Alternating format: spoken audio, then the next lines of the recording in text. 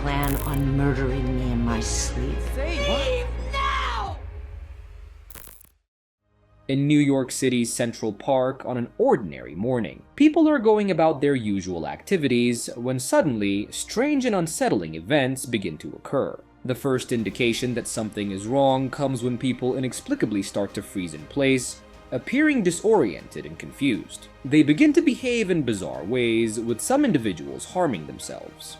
The situation quickly escalates into chaos as more people across the park fall victim to this mysterious phenomenon, leading to people jumping from a building and unliving themselves. Science teacher Elliot is discussing the mysterious disappearance of millions of bees with his class. A student suggests that some natural events might never be fully understood, and Elliot agrees, sparking a lively discussion. The principal arrives, and Elliot jokingly turns off the lights to hide, but the moment is cut short when Elliot is called to an emergency staff meeting. On his way to the meeting, Elliot notices students reacting with shock to something on their phones. The principal informs the staff that a state of emergency has been declared. A strange gas released in Central Park is causing people to end their lives, leading to the cancellation of all classes. Teachers return to their classrooms to dismiss the students. Elliot leaves with his friend and fellow teacher Julian, who receives a frantic call from his mother in Philadelphia, urging him to bring his family over.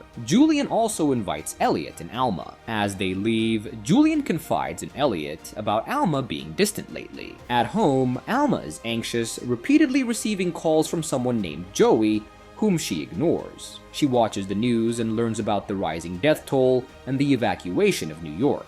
When Elliot arrives, they quickly pack and head to the train station, where they meet Julian and his daughter Jess. Julian's wife is stuck in traffic in Princeton and plans to take the next train. A TV report at the station reveals that the Toxin is a natural compound. Julian's comment about Elliot and Alma's marital issues angers Alma. Meanwhile, in Rittenhouse Park, Philadelphia, a cop trying to manage a traffic jam suddenly freezes as a breeze blows through the trees. He uses his gun to end his life, followed by a taxi driver and then a woman, all under the influence of the mysterious toxin. Back on the train, Alma finally answers Joey's call, telling him to stop contacting her because their shared dessert meant nothing. Joey then informs her that the event is also happening in Philadelphia. Soon, passengers begin receiving calls from friends and family, reporting that other cities, including Boston, have also been affected.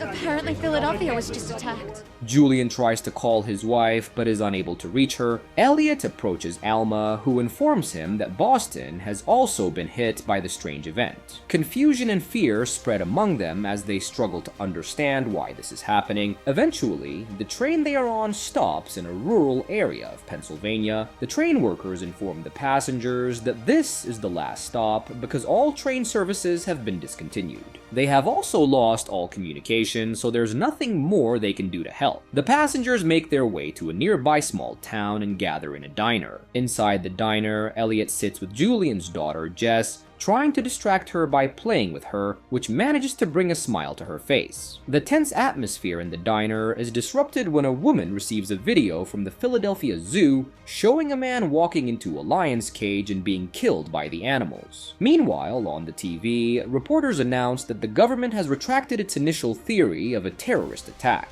The event is now thought to be spreading through the Northeast and into small towns. Suddenly, the power goes out, causing panic among the people, and everyone rushes to their cars to escape. Elliot and Alma try to ask for help, but most people ignore them. Fortunately, an older couple who runs a plant nursery offers them a ride. Elliot and Alma call Julian over, but Julian, distraught after losing contact with his wife, insists on finding her. Despite their pleas, Julian leaves Jess with Elliot and Alma and departs with a family heading to Princeton. Moments later, the older couple stops by their home to gather supplies, and the husband shares his belief that the plants are releasing chemicals that are causing people to die. Meanwhile, Julian's group reaches Princeton, only to discover that the area has also been affected. The road is lined with bodies hanging from trees, and a young girl in the car starts to panic. To calm her, Julian has her focus on solving a math problem, but he soon notices a hole in the car's roof. Suddenly, the car stops, and after a brief pause, it crashes into a tree. Julian exits the car and tragically uses a piece of broken glass to take his own life. Back with Elliot's group, they are driving away and listening to a radio report that suggests water contamination as the latest theory. As they leave town and reach the countryside, they find the road blocked by a pile of bodies, forcing them to drive backward. However, when they return to the intersection, they find that cars coming from other roads are also reporting bodies blocking their paths. They realize they are surrounded by the Toxin on all sides. Elliot tries to call Julian but gets no answer. Noticing Alma has received calls from Joey, he questions her about who he is, but Alma dismisses Joey as nobody. As they hear people in other cars discussing how the event always starts in parks, Elliot begins to believe the plant theory might be true after all. At that moment, a woman manages to contact her daughter in Princeton, who tells her that everyone in town is dead.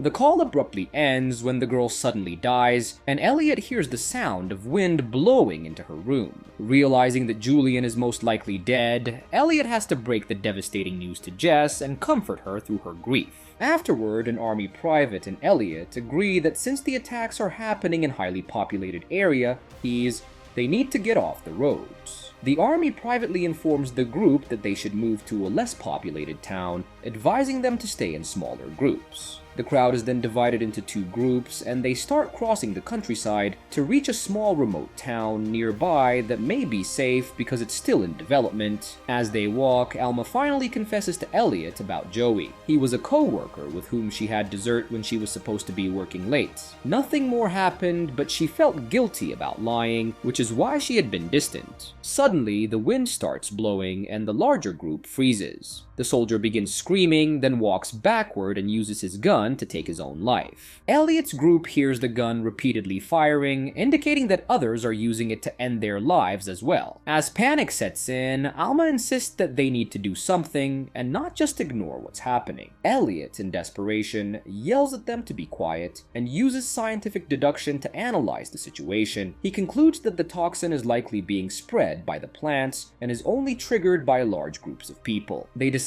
to split into smaller groups, resulting in 3 smaller groups that run in different directions. Elliot, Alma, and Jess run away with 2 teenage boys, but despite their efforts, the wind soon catches up to them. The group stops running to protect themselves as the wind blows around them, but nothing happens, leading Elliot to believe that the size of the group matters. After more running, they find a car in the middle of the road. Elliot listens to the news on the radio and spots a house nearby, so they all head there. They hide inside the house and start reading a map with Alma. There's a plant in one room, and Elliot cautiously approaches it, asking it to be good to them, only to realize it's a plastic plant. Inside the house, many things are fake because it's staged for show. After resting, they decide to leave before more people arrive and potentially trigger the toxin. As they run up a hill, they see 2 groups merge, forming a larger crowd that instantly freezes. Only one man moves, starting a commercial lawnmower, and lies on the ground, allowing the mower to kill him in seconds. Elliot's group continues to walk for hours and eventually finds a radio on a fence.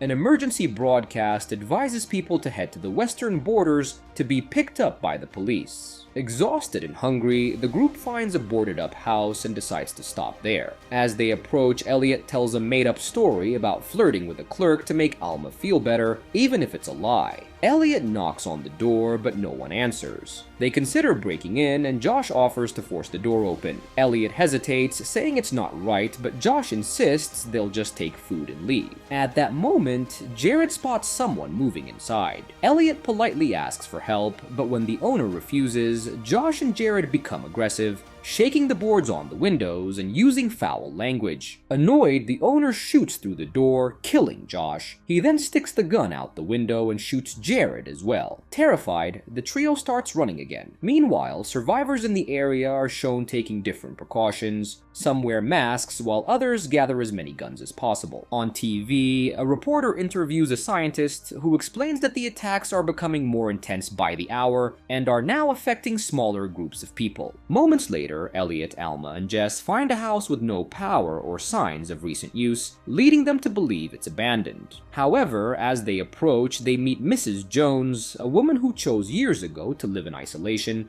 disconnected from the world. She agrees to let them stay the night and share food. During dinner, Mrs. Jones asks about Elliot and Alma's relationship. As Jess is about to pick up a cookie, Mrs. Jones unexpectedly smacks her hand, despite having offered the cookies herself. They ask if she has a radio, but she doesn't. When Alma starts recounting the events they've been through, Mrs. Jones firmly tells them she doesn't want to know about it and asks them not to discuss it. The next morning, Elliot goes looking for Mrs. Jones to tell her something, only to be shocked when he finds a doll on her bed instead. As he approaches, Mrs. Jones suddenly appears behind him, yelling and accusing him of being a thief and demanding that he leave immediately. You all are gonna leave right now! Mrs. Jones then goes to her garden, and Elliot follows her outside, trying to calm her down. Suddenly, the wind starts blowing, and Mrs. Jones begins walking backward, seemingly under the influence of the toxin. Elliot sees this and quickly rushes to close all the doors and windows. However, Mrs. Jones starts smashing the glass with her head until she dies. As the wind begins to infiltrate the house, Elliot frantically searches for Alma and Jess. He can hear them but cannot locate them. He thinks they might be in the cellar, but when he goes in, he finds himself alone. In reality, Alma and Jess are outside in an old stone spring house connected to the main house by a speaking tube. Elliot uses this tube to tell them to close the doors, as it now appears that the toxin can be triggered by even a single person. As they sit in their respective shelters, Elliot, Alma, and Jess reminisce about happier times. Elliot, not wanting to die alone, decides to go outside. Alma and Jess soon follow, and they all hold hands as the wind blows around them. Miraculously, nothing happens, and the trio realizes that the event has finally ended. They return to the house, relieved and grateful to have survived. 3 months later, Alma and Elliot are happily living together, raising Jess as part of their family. On TV, a scientist suggests that the event was likely a message from the planet, warning humanity about the damage they are causing and that another attack could happen soon. Alma discovers she's pregnant and waits for Elliot by the door. When he arrives, she shares the news and he is overjoyed. Meanwhile, in a park in France, people suddenly freeze and screams can be heard as the wind begins to blow, indicating that the event might be starting again in another part of the world. And with that, the movie ends. We hope you enjoyed our recap. Watch our next videos on the screen, and don't forget to subscribe for more amazing recaps. See you on the next one.